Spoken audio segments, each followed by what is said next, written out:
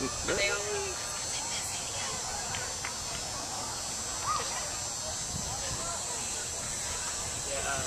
when you're ready. Oh, say, can you see by the dawn's early light what so proudly we've held at the twilight's last gleaming, whose broad stripes and bright stars through the perilous fight o'er the ramparts we've watched were so gallantly streaming, and the rockets regular, the bombs bursting in air, gave proof through the night that our flag was still there. Oh, say, does that star-spangled banner yet wave o'er the land of the free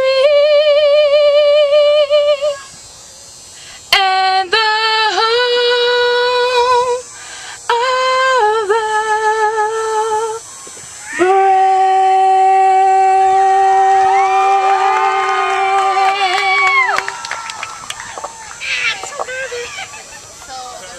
Good job. I'm gonna go to the TV. What? You did a good job.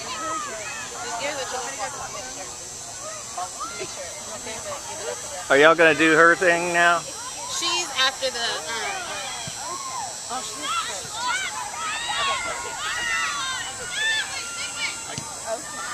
Hurry up before the guy starts. You can if you want to. Yeah, you know me.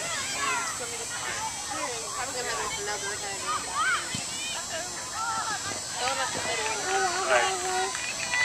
Hello everybody, thank you again for being here, and that was a great first half.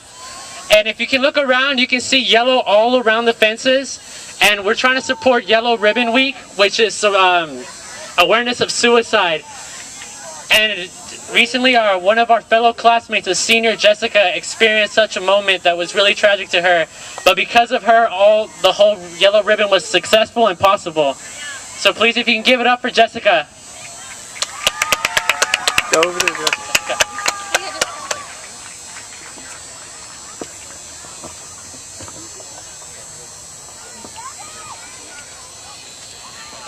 I've never liked giving speeches. I absolutely loathe having to speak in front of people. The day I realized I was going to have to present speeches in every aspect of my life was on June 8th. June 8th was the day when I gave my brother's eulogy at his funeral service. My mom and I had come home on June 3rd to find my brother on the floor, bleeding and unconscious. My brother was one of the many teens who died by suicide. Needless to say, my brother's death has had a harrowing effect on me. Suicide does not only impact the person who kills himself or herself, but especially those who he or she leaves behind. Suicide is the 11th leading cause of death in the United States and the 3rd leading cause of death among youth. People kill themselves because they know of no other way to relieve themselves of their pain. The most common signs of suicide are a changing personality, withdrawing from family and friends, changing eating, sleeping patterns, continuing sadness, attempting suicide, and talking about suicide. This is not a concrete list of the signs that can lead to suicide. It often depends upon the individual person. Many times, teens do not exhibit any signs. Others may only be able to see the signs when their loved one is already gone. Don't be afraid to ask for help if life is becoming tumultuous and you are having frequent thoughts about dying. Talk to someone, whether it is a friend, parent, family member, or teacher. We have counselors on campus that you can visit in E088 or S208. The counselors provide short-term counseling for those having academic or personal problems. You can also call suicide hotline numbers, which are included in the yellow pamphlets we have been passing out. One such number is the National Prevention Lifeline at 1-800-273-TALK. If you are unable to talk, then you can give someone one of the Ask for Help cards I handed out to you. The card will tell the receiver what to do. The Ask for Help card was created by the grieving loved ones of Mike Emme, who had also died by suicide. These cards were given away at his funeral.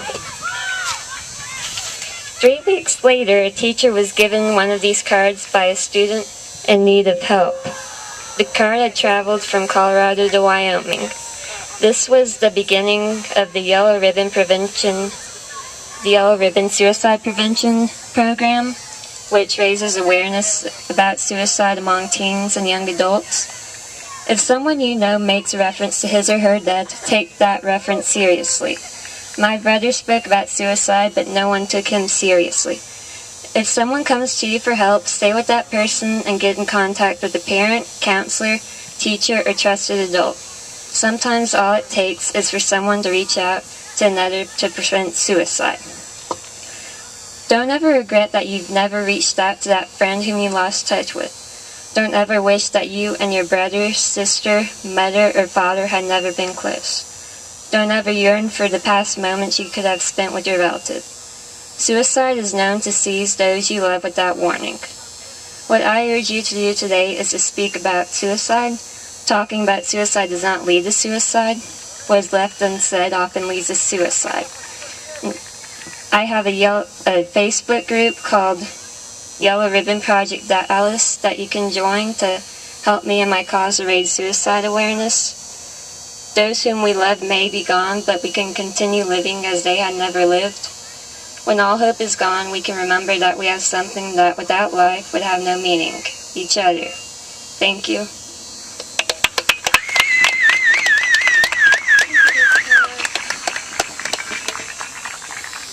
And now, can we have a moment of silence, please?